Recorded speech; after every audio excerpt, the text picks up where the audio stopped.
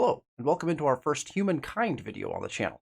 I stumbled across something that I think everyone's going to be pretty interested in. I think it's pretty popular at this point, but I think it's worth making a video about what I did in one of my initial Humankind games, one of my first playthroughs of the game in a multiplayer game that I was playing with Nox, is I went for gold.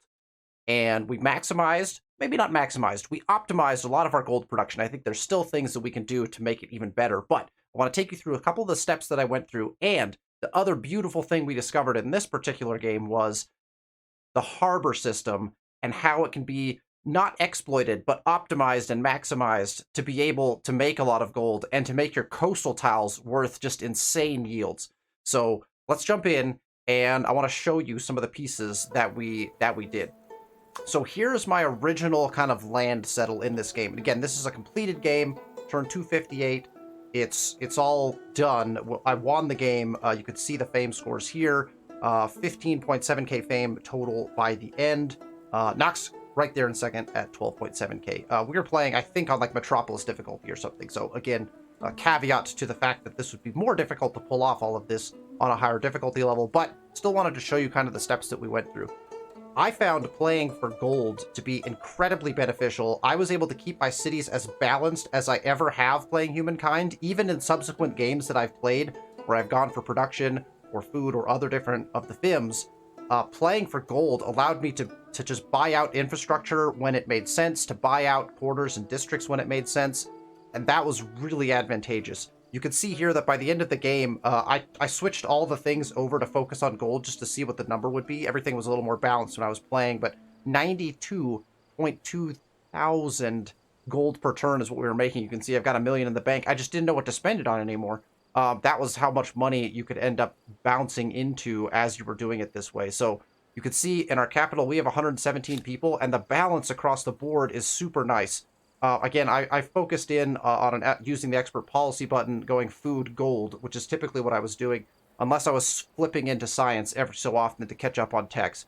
That's kind of the status of what I was doing as far as the FIMS was concerned in each city. But you can see just the utter balance we were able to maintain by selecting and buying different infrastructures, different districts at the right time to maintain our stability, to maintain our food growth, which has gotten us all the way to a population of 117 in this particular city, right? And we've got just great stuff going on in Biblios. But that's not actually the city that I really want to show you. I did want to show off the fact that with the gold, because you can make purchases at key critical times, you could get that balance in each of your cities, which I never in this game struggled with losing pop to food, losing stability, or any of that stuff. We were able to just purchase whatever we needed to suit that particular district or city.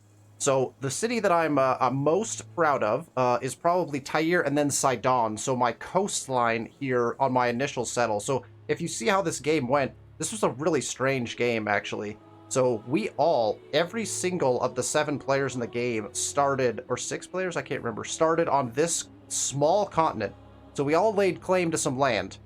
And then everyone was just desperately searching for the New World. We had the map set to full random, so we had no idea this was going to happen. And so the New World ended up being quite a ways away from me across this ocean. So I was able to jump up and settle some up. And then we finally were able to come over and settle all coastline here on the New World as well. Nox then proceeded to settle across the other direction and grab some cities as well. So that was how the game progressed. But my favorite thing that we did was the coastline of Sidon.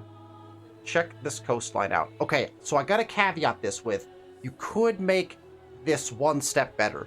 In the religions, which if you want to see the religion view, I did spread madness to the entire planet.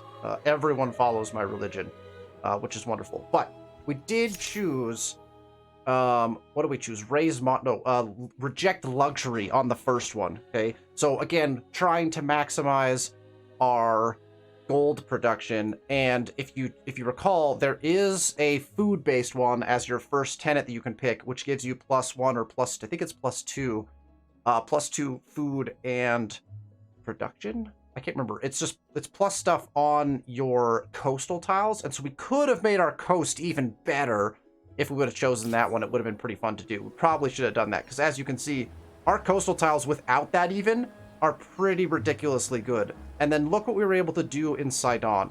So here's here's our progression, right? We have our harbor that we put down. We then, because we played the Carthaginians, have a Chthon, which I think the Chthon is one of the better quarters, one of the better districts in the game. We then have a haven, because we started as the Phoenicians. We then have a floating market, because we went with Siam. And then I picked up two of the coastal water wonders, the Statue of Liberty and the Sydney Opera House, to tack off this beautiful coastline. And then to put that into, to even make it better, in our next territory that's connected, we also then have a haven, a Chthon, and a harbor. Unfortunately, in this particular one, we ran out of places to put our floating market, so we weren't able to put the floating market down in the line here. But look at this coast, from harbor all the way around up to this harbor, just epic tiles. And the reason I think this is so great is in normal circumstances, right, you would have this harbor. It would be worth the 25 food, the 11 or the 25 gold, the 11 food, and the 1 science, right? But then the rest of these tiles, so all of these tiles here, would just be worth 3 food. That's what their base yield would be. It's just the 3 food, right? So it's amazing that what we can pull off is, instead, for example, on this floating market, a 134, right? 134 gold, 37 industry, 5 influence, 1 science tile. That's instead of 3 food. That's how it would be a 3 food otherwise, right? It's incredible to think about, because if you don't pick this set of people with their harbor-specific district buildings, then you don't get the opportunity to improve those coast tiles, right? So if you're playing a coastal game, if you find yourself on the coast in Humankind, it might be very advantageous to go with some of these coastal civilizations. Maybe even not all of them, obviously. We went all out on that. And there's actually even more, because I can't remember if the Norsemen have another kind of harbor-esque special district, but I can't remember if that's the same as one of these, and it might be. But they'd be another one where you could put down another harbor tile, which I think is pretty dang cool. So we capped all this off with, we also played as the Dutch with the VOC warehouse, which is gaining us a bunch of adjacency bonuses. And we also played as the Byzantines with the Hippodromos.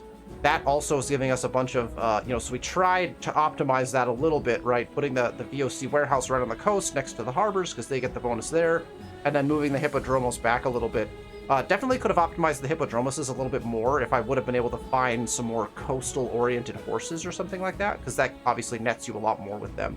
So this is my favorite coastline I've ever seen in the game. I'm sure there's other ones. If you've done a cool coastline, I'd love to see it. So let me know. But yeah, I've really enjoyed what I did here. This was a very fun to build out, very fun to keep all my cities super balanced by using the gold buyout. I'll show you one last thing that we did just for fun towards the end of the game. Over here in the New World, in the city of Leiden, I decided to just put down as many market quarters as I could. I just started slapping them in just to see what would happen. And this is what we ended up with in the city of Leiden. So you can see it's pretty much completely districted for the market quarters. We do have a nice little coastline down here. Obviously, it didn't have some of the early ones, like the Chthon and the Haven, because we were past those ages already. But this is just a fun, like, here's all market quarters. It's just a crazy place. A lot of people come to shop here, coincidentally. Lots of shopping occurs in Leiden. It's a very tourist trap destination. We just sell lots of stuff here, basically. So that was kind of fun. And in fact, like, you can see, we have the ability to have 155 people working money. We're never going to get our pop-up in the city that high, so it's just kind of funny. Again, not an effective use of our time, just was interesting to do and kind of boost up our money in that way.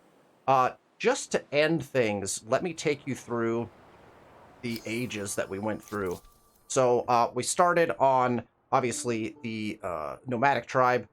We're able to do pretty well there. We actually jumped up and grabbed both of these stars there on the second era. We took the Phoenicians, again, primarily because I wanted those havens, and at that point, I kind of had figured that we were all pretty close together by the time I figured that out, and so having the Baramays to get out in the water faster was also advantageous for us. Again, we went to the Carthaginians. I think the Kothan is one of the better districts in the game. Counts as a farmer's market and maker's quarter, which is pretty crazy. So the extracts you get out of it are really good. Plus, you can put the harbor down in addition to it, so that's also another advantageous thing. I liked going into the Byzantines with the Hippodromos. That worked well for us. And then we went to the Dutch, which really boosted our gold because those VOC warehouses on the coast next to the harbors were huge. We then played the Siamese. The Siamese, honestly, all of any of the districts that have plus a FIMS per population is pretty OP at this point. I kind of think that will be nerfed in the future, but +1 money per pop on floating markets is big. So we're also able to put those out in the ocean, optimize those tiles. You saw how epically big those got with that plus money per pop. I do think all of the FIMS per pop stuff probably needs to get nerfed a little bit. But for now, I mean, if you're going for gold, snag the Siamese because that floating market is crazy good. And then, of course, we ended on the Chinese. And really, we ended on the Chinese because they're the only merchant civ at the end of the game. So wanted that Congress building, wanted the extra fame from our gold that we were making, which we were making just in droves at that point. And so, again, big optimization on the gold for this particular path that we took, and a really big optimization of our coastline. Again, we've got that harbor, the Kothan, the haven, the floating market, and all the way up the coastline. We were able to double that up along with some wonders. We put an aircraft carrier out here just to show off our sheer wealth at that point. So thank you so much for tuning in to the video. I hope you learned a little bit about gold making and coastal optimization if you're going to go that route in a game of Humankind. If you'd like, please feel free to hit that subscribe button and the like button if you enjoyed the video.